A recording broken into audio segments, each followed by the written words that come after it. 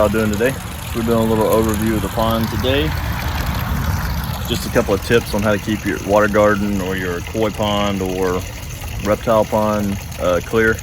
I'm gonna go over some basic tips today on how to do that. Y'all stay tuned. So a lot of people have difficulty, myself included, on any kind of water garden or koi pond with the water clarity. A lot of times, you get that pond all set up, get the water put in there, and it's crystal clear for 3 or 4 days, and it looks beautiful. And the next thing you know, within a week or two,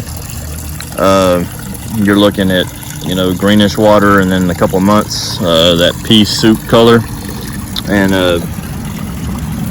it's not very appealing. That's one of my pet peeves is making sure that my water clarity stays good. I like my water to be clear. I like to be able to see my fish and my crocodiles out here. So one of the basic things you can do is make sure you have aquatic plants that can try to help outcompete the algae that likes to grow on the rocks. So you can see a little bit of algae growth here on some of the rocks, but if you got good plants in here, it'll help outcompete some of that algae and help keep the water a little bit more clear.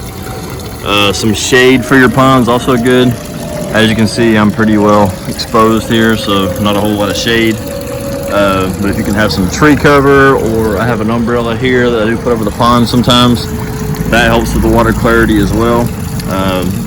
And then also a UV clarifier also helps keep the water clear, but that in itself is not going to keep the water clear. It will help a little bit, but get you a good UV clarifier, get you a good pump that circulates the water well. I got about a 1,500 gallon per hour pump on this little pond. This pond's about 800 to 1,000 gallons. So yeah, that's some basic tips. As far as algicides and stuff like that go, that stuff's really not very beneficial to the water. I don't really like putting any kind of chemicals in my water. I like to kind of have it natural and try to keep it clear. It's actually pretty clear right now. I've had a little bit of trouble with it this year.